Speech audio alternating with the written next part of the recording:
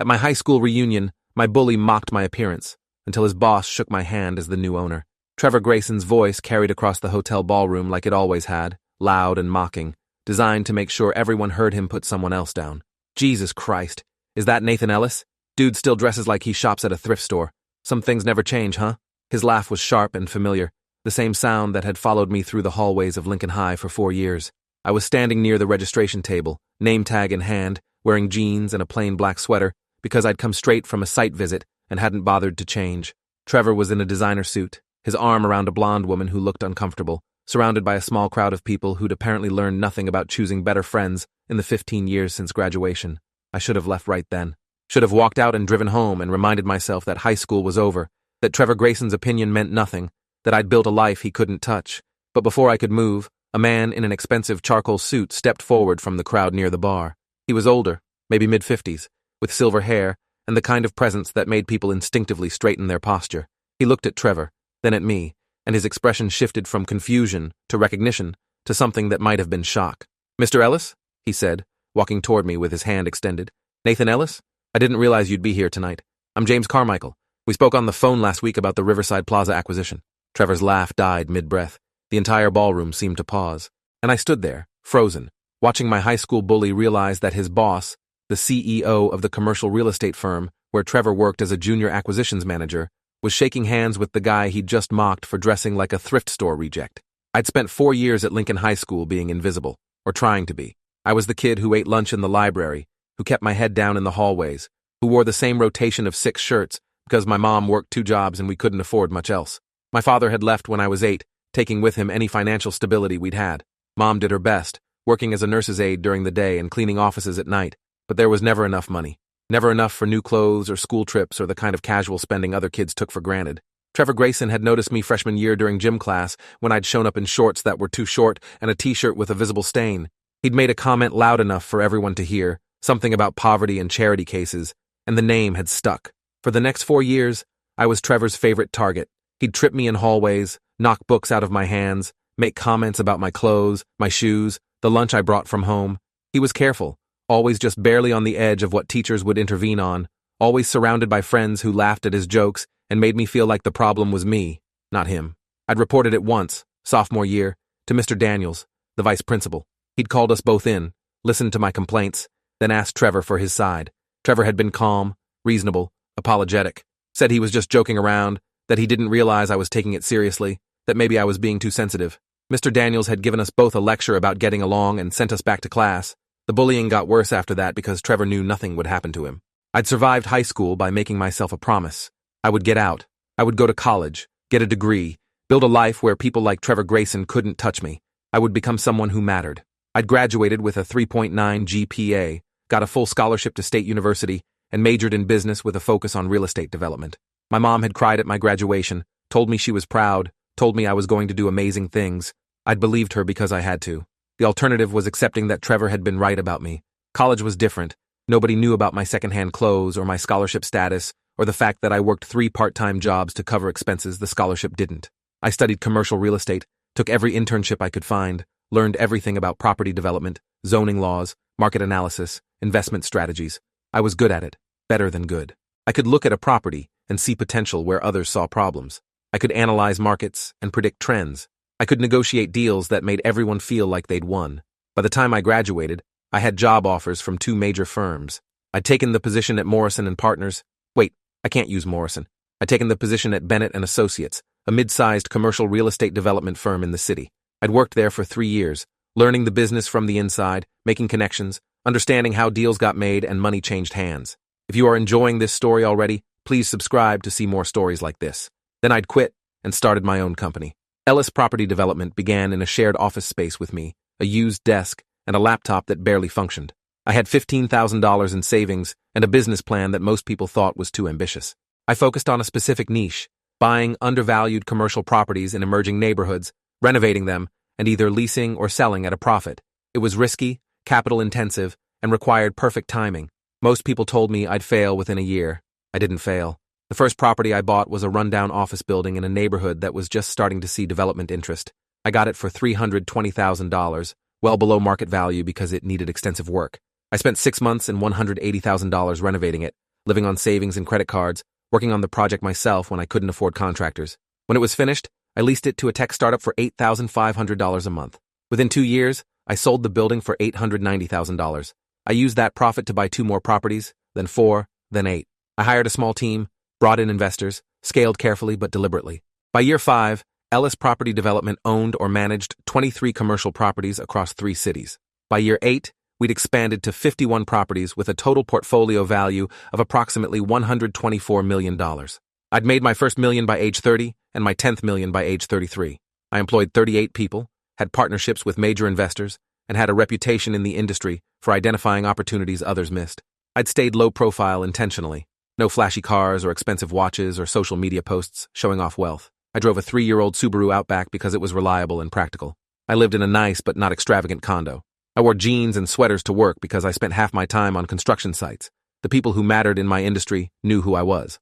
That was enough. The high school reunion invitation had arrived 5 weeks before the event, a glossy card announcing the 15-year reunion for Lincoln High School's class of 2009. I'd thrown it away immediately. I had no interest in seeing Trevor Grayson or anyone else from those 4 years of my life. But my mom had found the invitation in the recycling when she'd visited for dinner. She'd asked if I was going, her voice careful and neutral. I'd said no. She'd been quiet for a moment, then said, "You know, sweetheart, sometimes the best revenge is just showing up and being exactly who you've become." I'd thought about that for days. Thought about walking into that reunion and seeing the people who'd watched Trevor humiliate me, who'd laughed or looked away or done nothing. Thought about whether I wanted them to know what I'd accomplished or if that was just ego, just a need for validation I should have outgrown. In the end, I'd decided to go. Not for revenge, not to show off, but because my mom was right. I'd become someone. I wasn't ashamed of who I'd been in high school, but I wasn't that person anymore either. I had nothing to hide from. The reunion was being held at the Grandview Hotel, a recently renovated property that I'd actually considered buying 2 years earlier, before deciding the neighborhood wasn't quite ready for major investment. I'd arrived at 7, parking in the back lot, checking my appearance in the rearview mirror and feeling ridiculous for caring. The ballroom was decorated with banners showing our graduation year, tables with yearbooks and photo collages, a bar in the corner. Maybe 100 people had shown up, which seemed like a decent turnout for a 15-year reunion. I'd grabbed my name tag from the registration table and was scanning the room for familiar faces when I'd heard Trevor's voice. He was standing near the bar with a group of people, holding court the way he always had. He'd filled out since high school, his face rounder, his hairline receding slightly, but he had the same confident posture, the same loud laugh. The woman with him looked young, mid-20s maybe, and uncomfortable with how much he was drinking. I'd recognized a few other faces in the crowd. Amy Winters, who'd been student body president, Kevin Douglas, who'd played football, Lisa Thornton, who'd been in my calculus class. None of them had been particularly cruel to me, but none of them had been particularly kind either. They'd been bystanders, which in some ways felt worse. I'd been standing there, trying to decide whether to get a drink or just leave, when Trevor had spotted me. His eyes had widened with recognition, and then something else. Delight, maybe, at finding a target. Jesus Christ, is that Nathan Ellis? The words had carried across the room, making people turn to look. I'd felt my face getting hot, that old familiar shame rising up despite everything I'd accomplished. And then James Carmichael had stepped forward. I knew exactly who James Carmichael was. He was the CEO and founder of Carmichael Real Estate Holdings, one of the largest commercial real estate firms in the region. His company managed properties worth over $800 million. He was known for aggressive acquisition strategies and had a reputation for being brilliant, demanding, and extremely successful. I'd spoken with him on the phone the previous week about a property his company was trying to acquire in the Riverside district, a mid-rise office building that I'd purchased 8 months earlier. He'd made an offer. I'd countered. We'd been negotiating terms, and I'd known we were close to a deal that would net me approximately $4.3 million in profit. What I hadn't known was that Trevor Grayson worked for him. "Mr. Carmichael," I said, shaking his hand. "Good to see you. I didn't realize you'd be here." "My daughter went to Lincoln," he explained, gesturing toward a woman in her early 20s standing near the appetizer table. "She convinced me to come along, said it would be interesting to see where she went to high school. I had no idea you were an alumnus." Trevor was staring at us, his face cycling through confusion, disbelief, and dawning horror. The woman with him had stepped back slightly, sensing something was wrong. The crowd around them had gone quiet, everyone watching this unexpected interaction. "You two know each other?" Trevor asked, his voice higher than normal. Carmichael looked at him, seeming to notice him for the first time. "Trevor, I didn't know you went to school here." Then, looking between us, "You and Mr. Ellis were classmates?" Yeah," Trevor stammered. "Same graduating class. I didn't know you knew Nathan." "Mr. Ellis and I have been in negotiations over the Riverside Plaza property," Carmichael said. His tone was professional, but there was something else underneath, an edge of curiosity, or maybe amusement. "He's been driving a hard bargain. Smart businessman." I watched Trevor process this information, watched him realize that the guy he'd just mocked for dressing poorly was in active business negotiations with his boss, watched him understand that he'd made a significant mistake. I didn't realize, Trevor said weakly. Nathan and we went to school together. I was just, surprised to see him. Surprised, I repeated, my voice flat. That's one word for it. Carmichael's eyes sharpened, picking up on the tension. Is there history here I should know about? Ancient history, I said, before Trevor could respond. High school was a long time ago. We've both moved on, I'm sure. But Trevor was panicking now, his face red, his hands gesturing nervously. I was just joking around, old classmates giving each other a hard time. Nathan knows I didn't mean anything by it. Actually, I said quietly, I don't know that at all. The crowd was growing now, people drifting over from other parts of the ballroom, sensing drama. I saw phones coming out, people positioning themselves to record. This was going to end up on social media within minutes. Carmichael looked at me with a question in his eyes. I could have let it go, could have made some polite excuse and walked away, preserved Trevor's dignity, avoided a scene. But I thought about my mom working 2 jobs, about eating lunch in the library to avoid Trevor and his friends, about Mr. Daniels telling me I was too sensitive, about 4 years of being invisible and powerless and ashamed. Trevor spent most of high school making fun of my clothes, I said, my voice carrying across the ballroom, making fun of the fact that my mom couldn't afford new things, that I brought lunch from home, that I wore the same shoes until they fell apart. He tripped me in hallways, knocked books out of my hands, made sure everyone knew I was poor and therefore worthless. And when I reported it, nothing happened because Trevor was popular and I was nobody. The ballroom had gone completely silent. Trevor's face was white now, all the color drained out. The woman with him had taken another step back, clearly uncomfortable. Carmichael's expression was unreadable. We were kids, Trevor said desperately. Everyone did stuff like that in high school. It wasn't personal. It was extremely personal, I said. And the fact that you still think it's okay to mock how I dress, 15 years later, in front of a room full of people, suggests you haven't changed at all. Amy Winters stepped forward from the crowd. Nathan's right, she said, her voice quiet but clear. Trevor was awful to him. We all saw it. Most of us didn't do anything about it because we were scared Trevor would turn on us too. Others were nodding now. Kevin Douglas spoke up. I remember sophomore year when Trevor and his friends cornered Nathan in the locker room after gym, made him hand over his lunch money. Coach Benson walked in and Trevor said they were just messing around. Nathan had a black eye the next day. I'd forgotten about that. Or maybe I'd tried to forget. But Kevin was right. Trevor and 2 of his friends had demanded money, and when I'd refused, one of them had shoved me into a locker. I'd hit my face on the metal edge, hard enough to bruise. I'd told my mom I'd fallen. She'd known I was lying but hadn't pushed. That's ancient history, Trevor said again, but his voice was shaking. We were stupid kids. I've grown up. I'm not that person anymore. Really? I asked. Because about 5 minutes ago, you were mocking my clothes in front of everyone here. That seems like exactly the same person to me. Carmichael was watching this exchange with an expression I couldn't quite read. Then he said, Trevor, I think we need to have a conversation.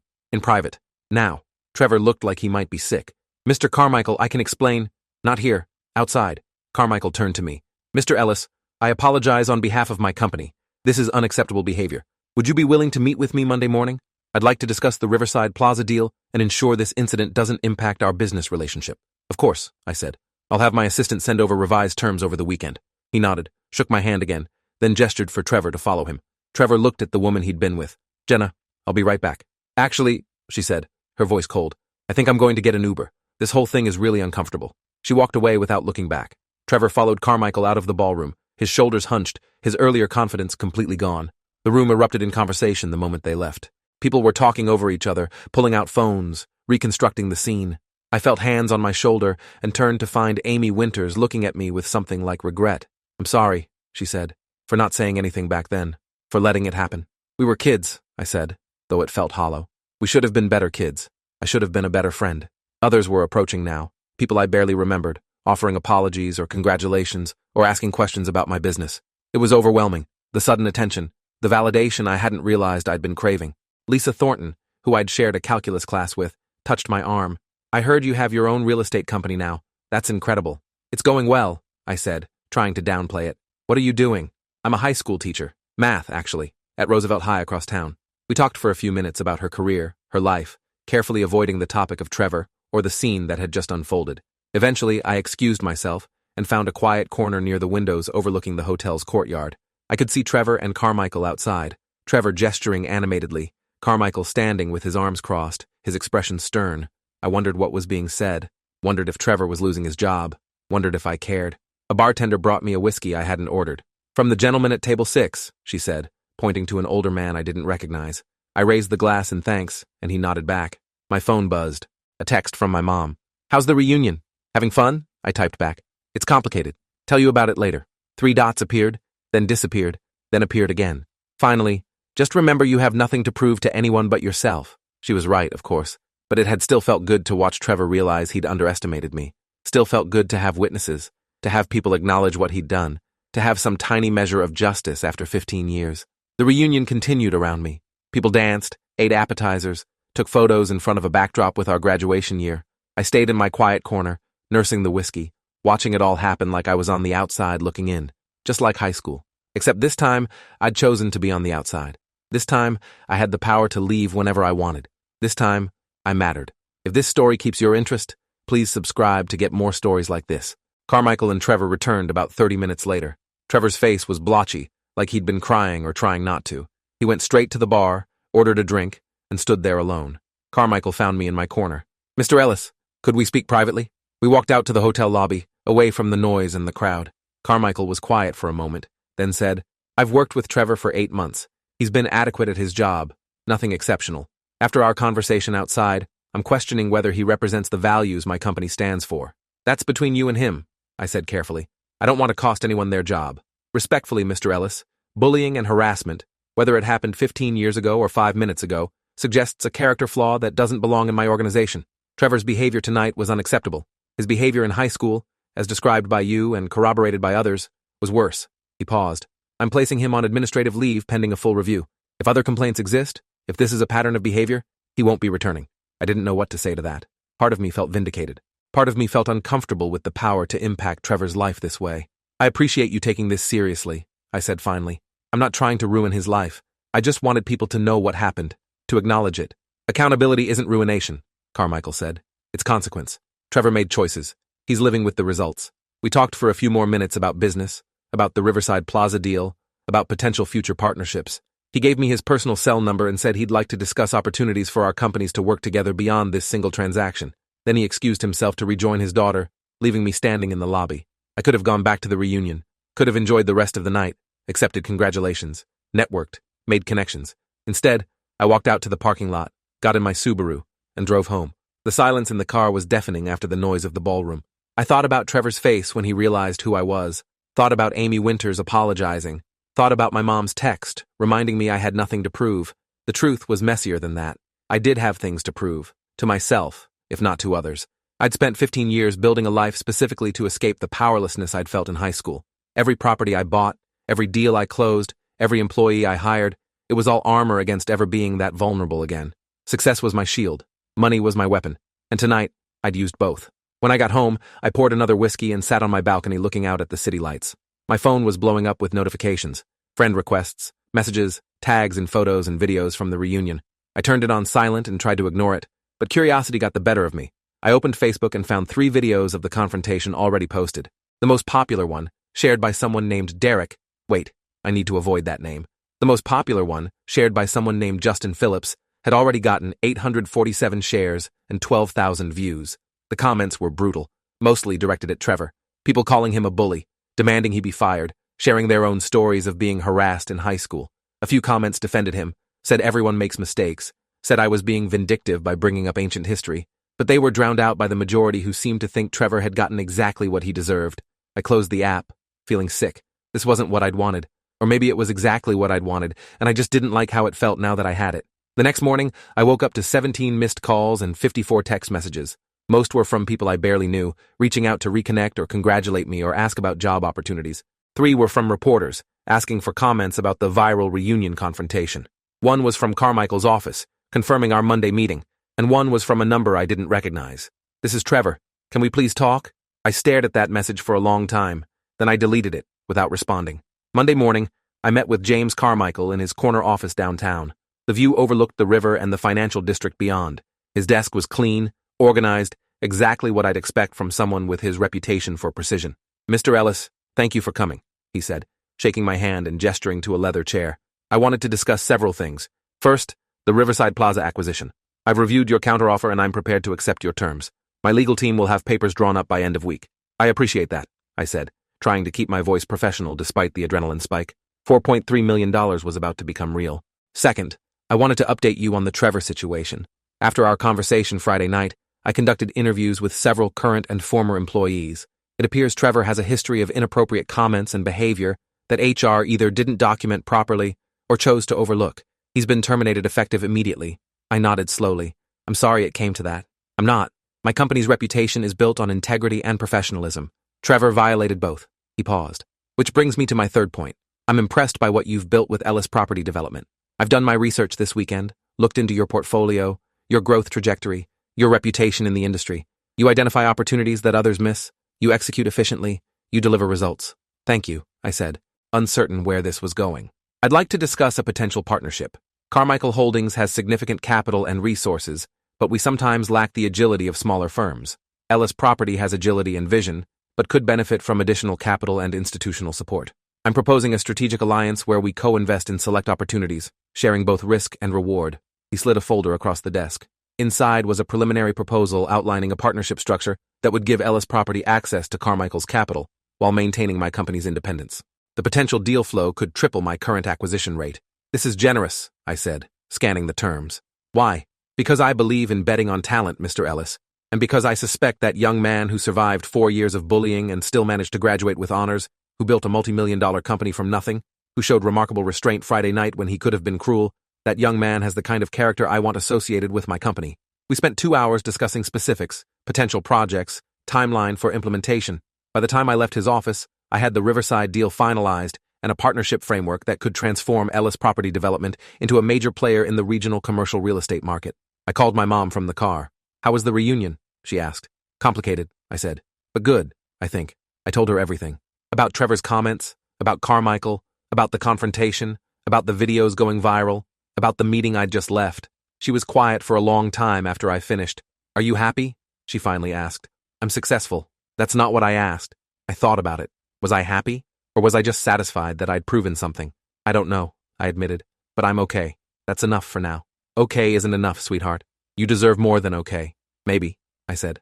But okay is a hell of a lot better than where I started. She laughed softly. I suppose that's true. I'm proud of you. Not because of the money or the business or any of that. I'm proud because you survived. Because you built something. Because you're kind even when you have every reason not to be. I wasn't kind to Trevor. You were honest.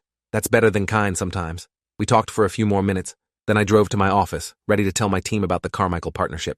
The next few weeks were a blur of negotiations, documentation, press inquiries, and strategic planning. The video from the reunion hit local news, then regional news, then somehow got picked up by a couple of national outlets doing pieces on bullying and its long-term effects. I declined most interview requests, but I did agree to speak with Dr. Vanessa Hunt, a psychologist who specialized in bullying research and was writing a book about long-term impacts. We met at a coffee shop near my office on a Wednesday morning. She was maybe 40, with kind eyes and a notebook full of questions. Thank you for agreeing to speak with me, Mr. Ellis, she said, ordering a latte while I got black coffee. Your story has resonated with a lot of people. I'm not sure why, I said. Lots of people got bullied in high school, but not everyone survives it the way you did. Not everyone builds something meaningful afterward, and very few people get the kind of public vindication you experienced. She pulled out her notebook. Can you tell me about your emotional state during those high school years? I spent an hour telling her things I'd never said out loud before, about the shame of being poor, of wearing the same clothes, of being hungry sometimes because mom couldn't afford to buy groceries and pay bills, about the isolation, the loneliness, the constant fear of being noticed by Trevor and his friends, about the depression that had nearly consumed me senior year, when I'd seriously considered not going to college because the thought of 4 more years of struggling felt impossible. How did you survive? She asked gently. I promised myself I'd prove them wrong, that I'd become someone who mattered. And have you? Financially, yes. Professionally, yes. Emotionally? I paused. I'm still working on that part. She wrote something in her notebook. The confrontation at the reunion. How did that feel in the moment? Powerful, terrifying, satisfying, sad, all of it at once. Do you feel you got closure? I thought about Trevor's blotchy face, about Carmichael firing him, about the viral videos and the comments. I got vindication. I'm not sure that's the same as closure. It's not, she agreed. Vindication is external validation. Closure is internal peace. They're not mutually exclusive, but they're not the same thing. After the interview, Dr. Hunt gave me her card and told me to call if I ever wanted to talk more, professionally or otherwise. I thanked her and went back to work, but her words stayed with me. Vindication versus closure. External validation versus internal peace. I had one, but not the other. The Carmichael partnership officially launched 6 weeks after the reunion. We held a joint press conference announcing the alliance, outlining our first 3 co-investment projects, projecting significant growth for both companies. James Carmichael stood at the podium and talked about innovation and integrity and the future of commercial real estate development. Then he introduced me, and I spoke about opportunity and vision and the importance of identifying undervalued assets. I didn't mention Trevor or high school or any of it. That wasn't part of this story. The press conference ended and reporters swarmed, asking questions about the partnership, about our growth projections, about future plans. One reporter, a young woman from the Business Journal, asked, "Mr. Ellis, there's been a lot of public interest in your background, particularly your experience in high school. Do you think that experience shaped your approach to business?" I considered the question carefully. I think being underestimated teaches you to prove yourself through actions rather than words. I think struggling financially teaches you to value resources and use them wisely. I think surviving difficulty makes you resilient. So yes, my experience shaped me, but I don't define myself by it. What about Trevor Grayson? Have you spoken with him since the reunion? No, and I don't plan to. That chapter is closed. It was mostly true. The chapter was closed, even if I hadn't quite figured out how to move on from it entirely. 3 months after the reunion, Ellis Property Development closed its first major deal under the Carmichael Partnership, a $23 million acquisition of a mixed-use development in an emerging downtown district. My personal profit from the deal was approximately $6.8 million. I was 33 years old and worth somewhere north of $40 million. I bought my mom a house. Nothing extravagant, just a comfortable 3-bedroom in a safe neighborhood with a yard for the garden she'd always wanted. She cried when I gave her the keys, told me it was too much, told me I didn't need to do this. I told her it was the least I could do after everything she'd sacrificed. She moved in on a Saturday and I helped her unpack, hanging pictures and assembling furniture and stocking her new kitchen. We ordered pizza for dinner and sat on her back porch watching the sunset. "You did good, sweetheart," she said, her hand on my arm. "You survived. You built something. You took care of your mother. That's more than most people manage." "I had a good teacher," I said. "Someone who showed me that hard work and integrity matter more than money or status." She squeezed my arm. "Now you just need to figure out how to be happy. I'm working on it. Work faster. Life's short." I laughed, and for the first time in months, it felt genuine.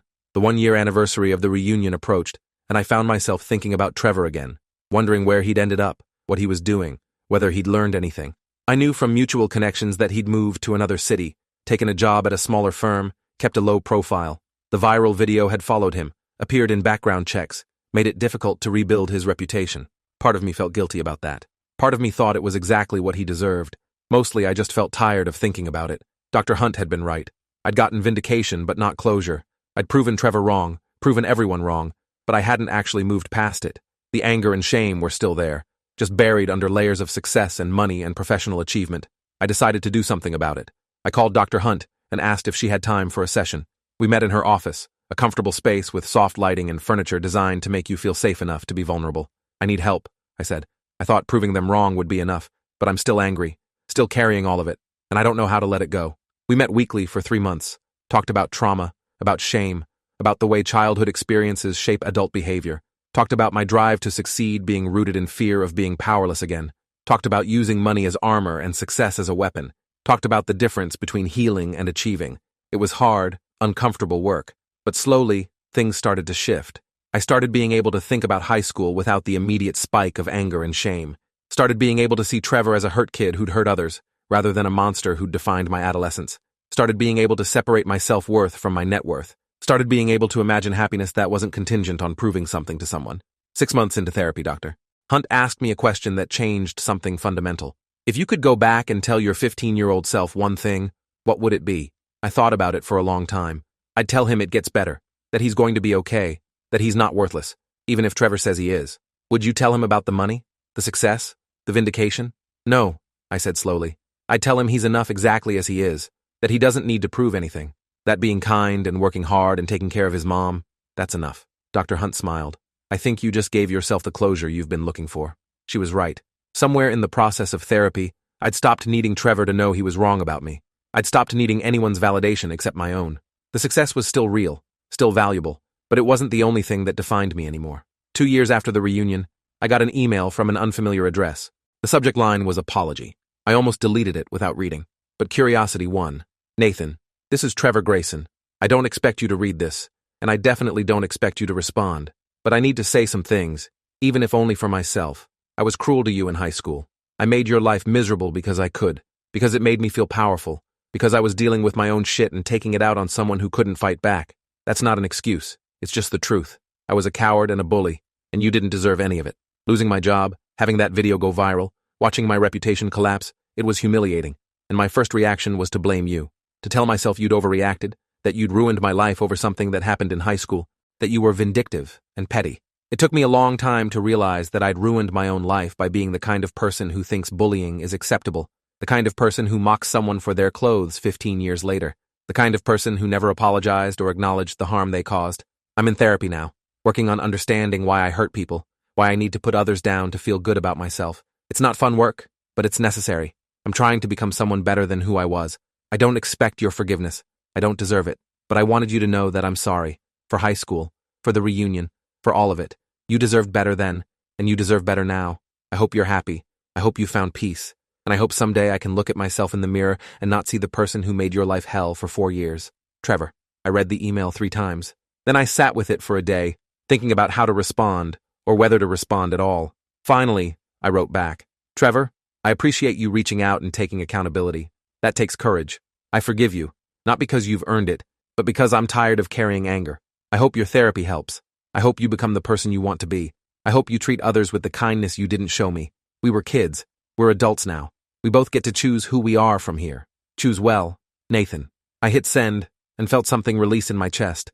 Some tension I'd been holding for 2 decades, finally letting go. That evening, I called my mom and told her about the email, about my response, about the strange sense of peace I felt. I'm proud of you, she said. Not for the business or the money or the success. I'm proud of you for forgiving him. I didn't do it for him, I said. I did it for me. I know. That's why I'm proud. 3 years after the reunion, Ellis Property Development merged with Carmichael Holdings in a deal that valued my company at $180 million. I became chief investment officer of the combined entity, overseeing a portfolio worth over $1 billion. I was 36 years old, financially secure beyond anything I'd imagined, and genuinely happy for the first time I could remember. The happiness wasn't about the money or the title or the vindication.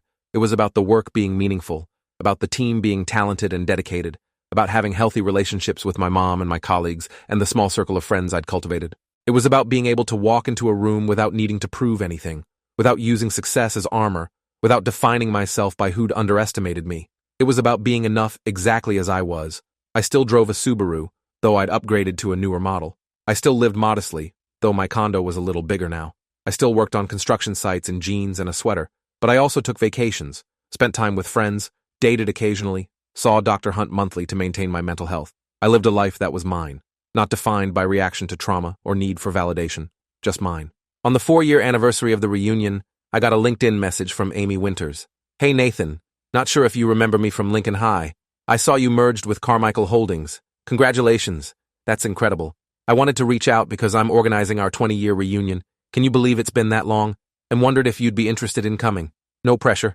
I know the last one was complicated, but it would be good to see you.